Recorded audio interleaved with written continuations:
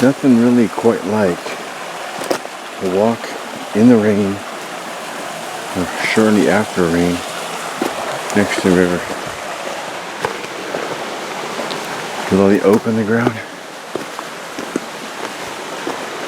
the whole place looks different, feels different. The air is all moist. You're by yourself, there's no conversation. It's really something. It's a beautiful area right here.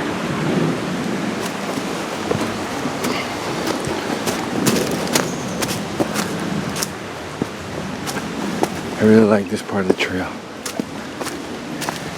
You can almost see the footprints from way back, turn of the century before last, actually, I should say. You can almost feel the presence. The guy who homesteaded back here and his visitors and so forth. I often wonder back then if acorn squirrel. I often wonder if back then this guy, I will try and find out his name. It's in one of my books and I'll put in the details if I do. If not, you guys can look it up and find it. But I often wondered if he ever had any Native Americans come over and break bread together. I wonder if there's anybody alive that would know the answer to that question. I highly doubt it. But it's a good question. There's a canyon easily missed. It's got a little plateau on top too. I'm gonna come across that crest north to south in spring, and it looks like when I get right over here, it looks like there might be a way to drop down to that plateau. I don't have time to get up there today, it's gonna get dark. But when I do that, I'm gonna hit that. I'm gonna try to hit that. I'll mark it with something over here. I don't have my compass with me, but I'll mark it with something here, and I'll come down, check that out. Because it sounds like I can hear a falls back there. Anyway, most people get freaked out hiking alone, hiking at night, and stuff like that. But the worst enemy you have is not the bears. It's not the mountain lions. It's your own fear, your own anxiety. You overcome that. Ooh, I can hear something big down there. Something big walking around. Anyway, you overcome that, and you can totally have some great adventures. But if you let your fear get hold of you, when you get lost, you'll panic, and you'll make everything 10 times as worse. You'll run, you'll fall, you'll get hurt, you'll get deeper and deeper lost.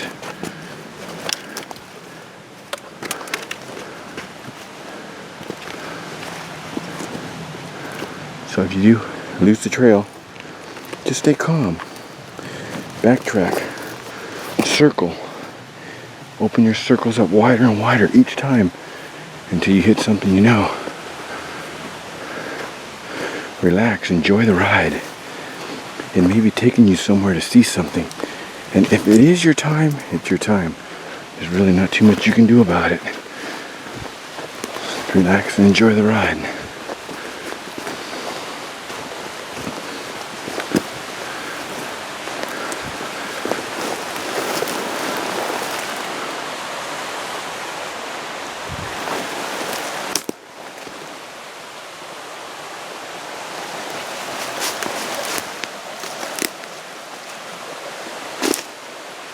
You really don't want to be walking quiet like this because you'll startle a bear. Whoa!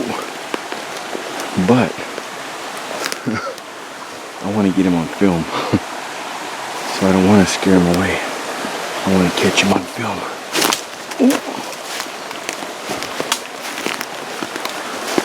But if you're walking alone, walk heavy-footed so you don't startle anything. The only thing that's really going to track you is a mountain lion. They'll track you, make you their prey, but they're really rare in these mountains, and they're more or less hang out in between Baldy and Twin Peaks in a direct line. They go back and forth.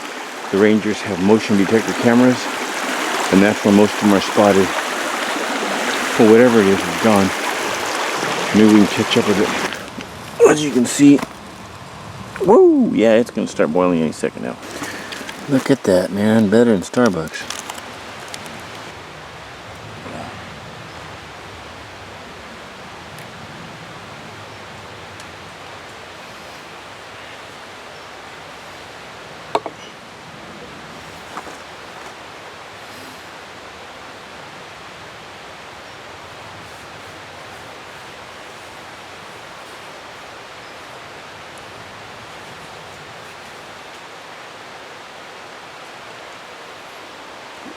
If I get out of this canyon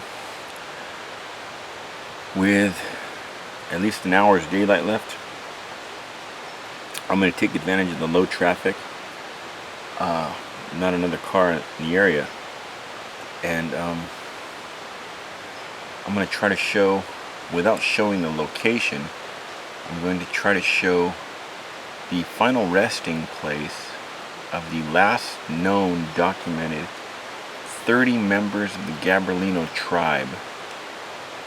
When they were extinguished, they were killed by prospectors, and buried right where I'm going to show you if I can get there. There were 4 left, and they lived in the East Fork, but they were from Sonora, Mexico. The Gabrilinos that were killed were born and raised in this area and lived in this area. And of those that were killed, there were men, women, and children. 31 or 32 members, if I remember right.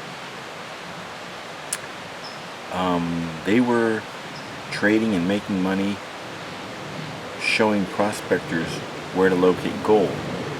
But as prospectors at El Doradoville grew further and further north, making its way back towards the Bighorn mine, and there were more and more camps being set up, the prospectors didn't like this more and more being brought in, shown. So in the middle of the night, they went down and they extinguished the tribe by smashing all their heads, men, women, and children, right there.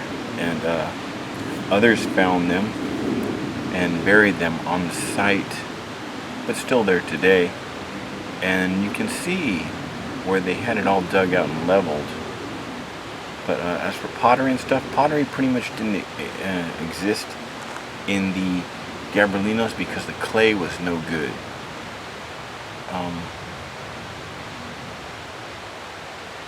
They made baskets and things. They kept their food in that. Pretty much they did daily hunting and gathering. Cooking they did on soapstone. Soapstone was found in Catalina and other islands up north, and traded. The tribal leader of this entire area, the Gabrilinos, the guy that they weren't, if they would fight if it came down to it, but they'd work it out. And the main guy that would settle everything, like, I don't think he was given the label chief, but the main guy that would settle everything lived in Skyland, which is now known as Palos Verdes. This land of the sky, land of the big sky, land of the open sky, something like this. And everybody paid him a tax, and those people, their tax, because those people helped set up the trades from the soapstone, from this trade to this trade, from the what do they call those guys? The missionaries from Spain. They helped set everything up. Everything went through them. So the tax that was paid was usually paid in acorns and food and things. That tax was not in money. That tax was paid in foods and things and used for visitors coming in so he could host them properly. And these are what the people called, what's the word? You always hear it on Bonanza and Gunsmoke, and they call the Native Americans savages. These are the savages. The savages that took care of everybody, that settled disputes with a mediator, not with guns, not with arrows, not with spears, with a mediator. These are the savages. These are the people that most, don't take me wrong, okay? I'm not blaming this on any of you, but most of our ancestors, including probably some of my own, distant ancestors, had a hand in pushing out of here, sweeping the state clean of them, sweeping the nation clean of them, grouping them all up into smaller and smaller reservations, giving them alcohol. I better edit this part out because there's going to be too many people. This is too diplomatic.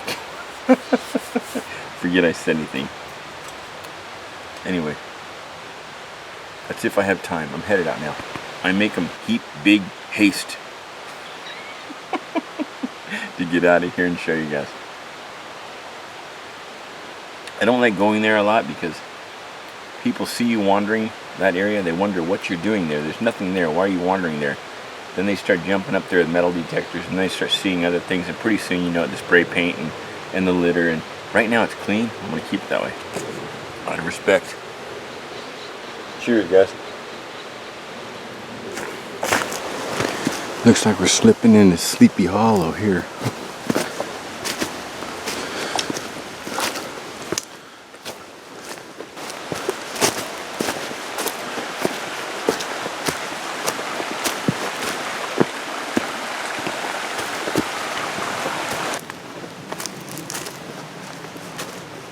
Okay, this is the first campground.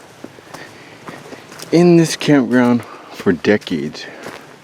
I'll put a link to one of my videos below where I'll show the item I'm talking about. In this campground for decades, there was a pinkish white rock with a flat surface. Somebody had brought in a battery-powered grinder. I talked to the guy who did it. He told me in total detail everything about it, so I know he's telling the truth. But brought in a little handheld grinder, and he ground a peace sign in it. Since then, that rock has disappeared. Since I've shown it, that rock has disappeared. Somebody's either thrown it somewhere, it's buried in the campfire, which is where it was for years, decades, or they've taken it out of here. Now, anybody locating that rock, returning it to this campground, or to me, so I can return it back, I'll give you a Leatherman wave and a leather sheath to go with it. Brand new, never used. And if you have it at home, take a picture of you with that at home, return it to me or back here, and you'll win also. That thing belongs here. That's part of this campsite. It just doesn't feel like the same campsite without it here. But this is the one where we remove the trash can, and look at this. It's clean. We pulled some bottles out and stuff yesterday from over here. But yeah, I've searched all down here. I've searched the whole perimeter of the camp. I can't find that stone. I'd like that stone to remain here. It's part of this camp, you know. It's been here since 1972. 72. I think I was in second grade, first or second grade, and that guy's up here sitting down and grinding with a motorcycle battery and a handheld grinder that he brought in from Smith Mountain Saddle. He also had an 8-track player and some speakers. Small hippie guy. And like I said, there'll be a link to the video below in the details showing that rock. So if you have no idea what I'm talking about, but you frequent this area, you can see that rock, you can look at it, locate it, and win yourself a multi-tool. Well, about another 3/10 of a mile, 4/10 of a mile, I'll be back in my car. So it looks like we're going to make it. If there's nobody down where the trail veers off the road, I will take the camera and go show the burial site. Okay, I'm going to show it to you close up. I'm running out of daylight. I'm not going to have time to climb over there. But this right here, see that middle of the screen? That ravine? Right down below that. You see that flattened off area? Watch with the rocks. And back up a little bit. Let me see. See that center of the screen? That flattened off area? Little plateau up there. Now, it is documented. That is where the last 31 or 33 members of the tribe were found slaughtered. And it was in the first edition, I believe, in one of John W. Robinson's books, but I believe they found some graffiti. I'm not sure the story, but every edition after that, it's gone. It's deleted out. You can see where the same paragraph goes, and the location of that and the last pictograph have been taken out. Now, I happen to have a first copy, and there was a ranger in the range by the name of Lois Pickens, and she had met the guy on many occasions and spoken with him, and her husband have gone over there.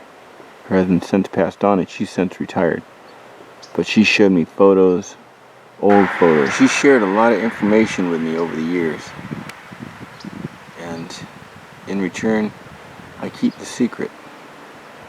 I mean, that over there, I believe, is where I'm going to have my ashes deposited. Center of the screen, there are the remains of an old place where there was a dwelling, and I think that's where I want to be. We'll see. I might change. I think I got a few days, maybe a few weeks left. Anyway, thanks for watching, guys, and I will see you, or you will see me in the next one. Between my departure time and now, many of our paths will cross. Also, one more thing. If you do know where the site is, please don't put it on my channel. Let those people rest in peace. Don't send a bunch of people over there digging graffiti and all that. Just let them rest. Keep it to yourself.